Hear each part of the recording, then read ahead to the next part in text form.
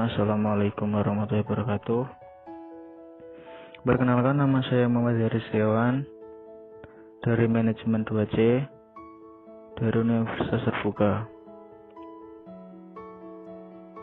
Pada kesempatan kali ini, saya akan menjelaskan atau mempresentasikan hasil kerjaan saya tentang tugas tutorial mahasiswa yang ketiga atau TTM 3 pengantar akuntansi,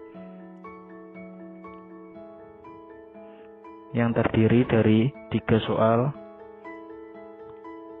Yang pertama, 1. Pada tanggal 1 Maret 2021, PT Amani berinvestasi dalam bentuk obligasi 5 tahun nominal Rp 100 juta, bunga 12%, dibayar setiap 1 Maret dan 1 September.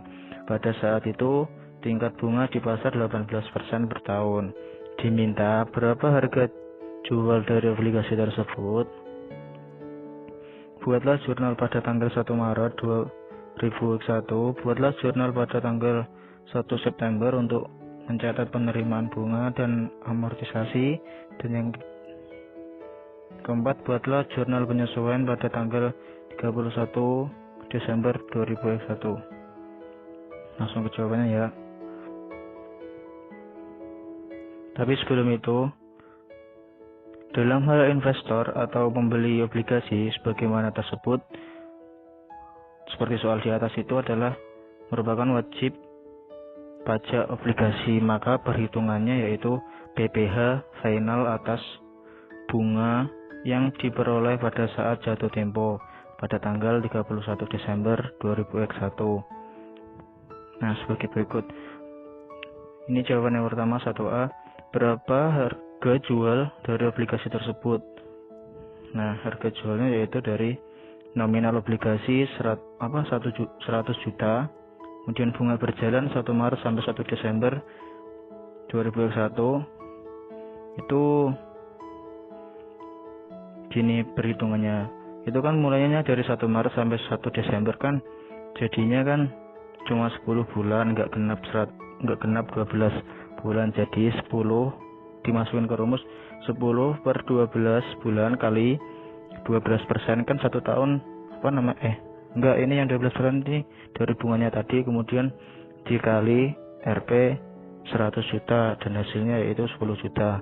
Kemudian pajak penghasilan 15%. Nah, dari mana sih dapat 15% itu? Nah, itu ini kan tadi merupakan PPh PPh final. Nah, jadi itu PPh final itu langsung yaitu 15%. Jadi tinggal tadi 15% dikali Rp 10 juta sama dengan 1.500.000. Nah, itu kemudian ditotal, jadinya jumlah penerimaan kas yaitu Rp111.500.000 dan dimasukin ke jurnal yaitu harga jual obligasi 100 juta dan laba penjualan surat berharga total Rp 111.500.000.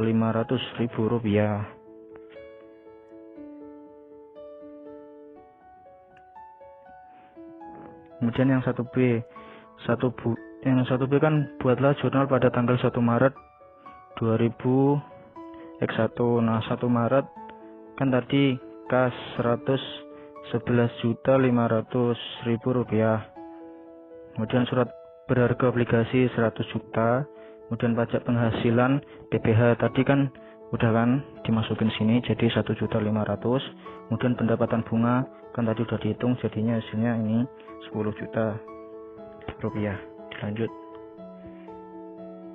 Oke, selanjutnya yang C, buatlah jurnal pada tanggal 1 September 2021. Itu maksud saya itu bukan 1 Maret tapi 1 September, kesalahan mengetik tadi. Jadi kas harga 6 juta, pendapatan bunga 6 juta. Dari mana sih dapat 6 juta? Nah, ini pencariannya. Dimasukin bunganya kan itu pencarian 6 bulan berarti 6 per 12 dikali 12% dikali 100 juta, nah hasilnya 6 juta. Kemudian mencatat amortisasi diskonto untuk 6 bulan. Diskonto per bulan adalah menggunakan metode, itu biasanya menggunakan metode garis lurus. Nah, umur obligasi kan tadi 5 tahun, berarti dimulai 1 Maret 2001 sampai 1 Maret 2006. sama dengan itu 60 bulan amortisasi diskonto. Jadi 100 juta rupiah dikurangi 11.500.000 rupiah dibagi 60 bulan atau 5 tahun tadi, yaitu hasilnya senilai 1.475.000 rupiah. Jadi pada penulisan 1 September yaitu investasi obligasi Rp 1.475.000 rupiah, pendapatan bunga 1.475.000 rupiah. Kemudian mencatat amortisasi untuk 6 bulan yaitu Rp yaitu tadi 1.475.000 rupiah.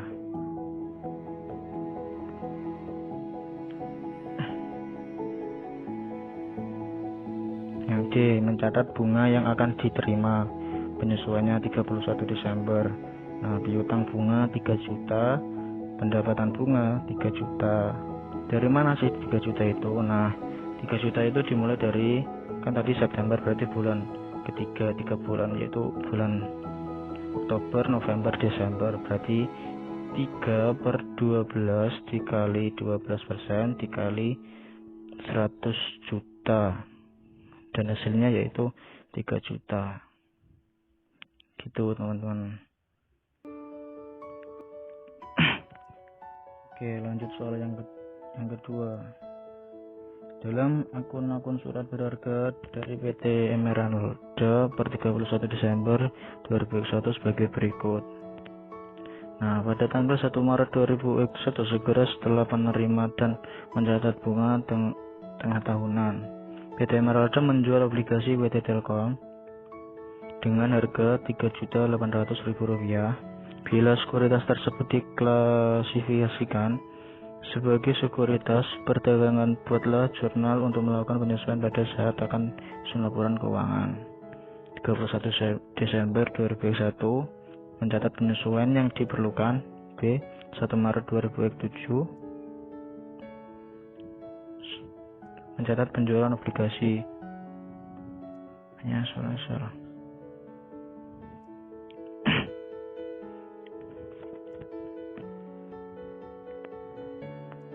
Nah, ini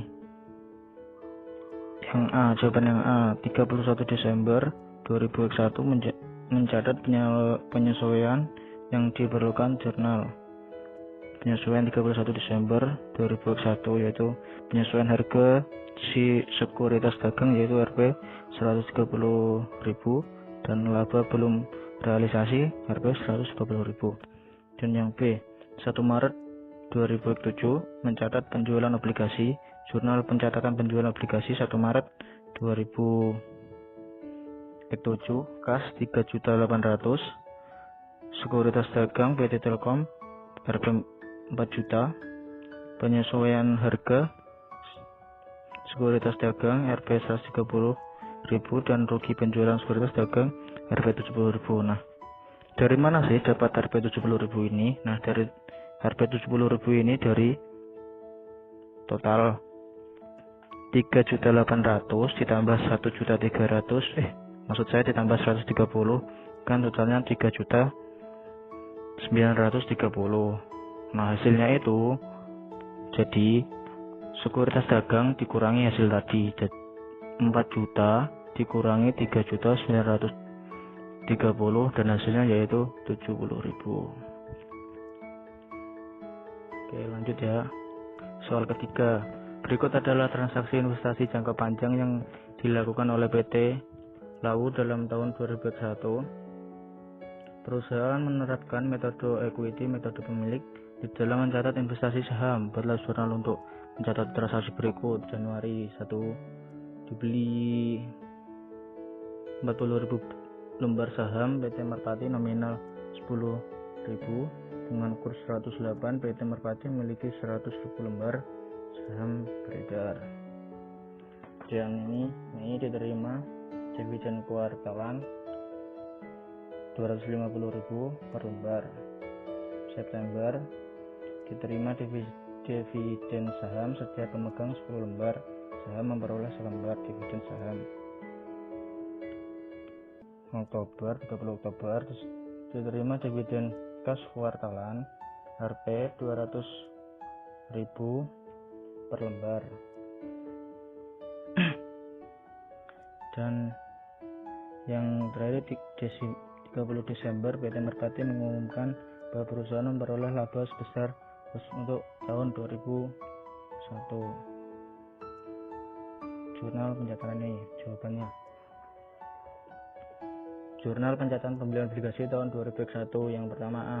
Mencatat pembelian obligasi 1 Januari 2001, yaitu investasi obligasi PT Lau Rp senilai 432 juta dan kas senilai 432 juta. Nah, dari mana sih dapat 432 juta itu? Yaitu dari tadi. Bentar. Tuh. Dari tadi kan pembelian 40 lembar saham dan kursnya kan 108 dan harga nominal per lembar kan 10.000. Jadi 40.000 dikali 108% dikali 10.000, jadi 40.000 dikali 1,08 dikali 10.000 dan hasilnya itu adalah 432 juta. Dan yang B. Mencatat pembagian dividen dari PT Merpati 40% dari Rp 250.000. 1 Mei 2001 kas piutang dividen 100.000 dan investasi PT Merpati 100.000. Dari mana sih dapat 100.000 tersebut? Yaitu dari 250 dikali 40%. Dan yang C. Mencatat pembagian dividen dari PT Merpati 4.000 saham dari setiap orang yang memegang 10 saham. Dari setiap orang yang memegang 10 saham tersebut. September 1 40.000 saham dibagi 10 saham sama dengan 4.000 lembar saham. Dan yang D. Mencatat pembagian dividen dari PT Merpati 40% dari Rp200.000. 30 Oktober 2001 kas piutang dividen yaitu 80.000 dan investasi PT Merpati yaitu Rp80.000. Dari mana sih dapat 80.000 itu tersebut? Yaitu dari itu tadi 200.000 dikali 40%. Selanjutnya mengakui bagian laba dari PT Merpati 40% dari 100 juta rupiah. Desember 30, maksud saya itu 30 Desember ya, ini format Inggris tadi. 20 X1 investasi PT Merpati 40 juta dan laba PT Merpati yaitu 40 juta. Jadi ini tadi itu dapat 40 juta rupiah itu dari 100 juta rupiah dikali 40%. Nah, baik, itu saja sih yang perlu saya sampaikan. Kurang lebihnya saya mohon maaf. Terima kasih. Wassalamualaikum warahmatullahi wabarakatuh.